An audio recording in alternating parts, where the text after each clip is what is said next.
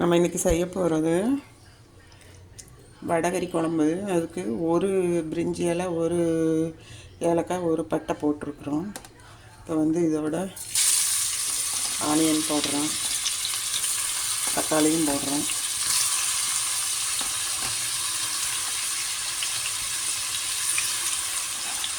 சுண்டைக்கடலை முளைக்கட்டினது,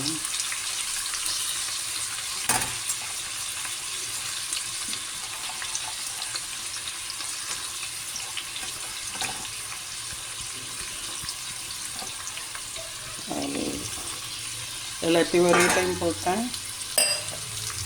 இப்போ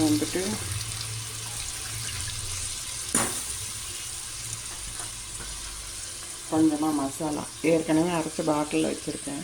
நான் உங்களுக்கு காமிச்சிருக்கேன். அது எவ்வளோ தேவையோ அவ்வளோ சேர்த்துறோம். நம்ம குழம்பு எவ்வளோ தேவையோ அவ்வளோ சேர்த்துக்க வேண்டியது தான். இவ்வளோ தான் சேர்த்துருக்கேன், ஒரு கரண்டி அளவு. மீதி இருக்குது. இது அரைச்சி உங்களுக்கு காமிக்கும்போது அரைச்சதில்ல, மறுபடியும் அரைச்சேன். அரைச்சி ஸ்டோர் பண்ணிட்டேன். 3 days ஒன்ஸ் அரைச்சி ஸ்டோர் பண்ணிக்க வேண்டியது. இப்போ சால்ட்டு போட போகிறோம். அதுலேயே கொஞ்சம் சால்ட் இருக்கும் அரைச்சதுலேயே, அதனால கொஞ்சமாக போடுறோம். அப்புறம் தண்ணி ஊற்றிடும். இது நல்லா வேகணும். வெந்த பிறகு வெந்துடும் சாஃப்டாக.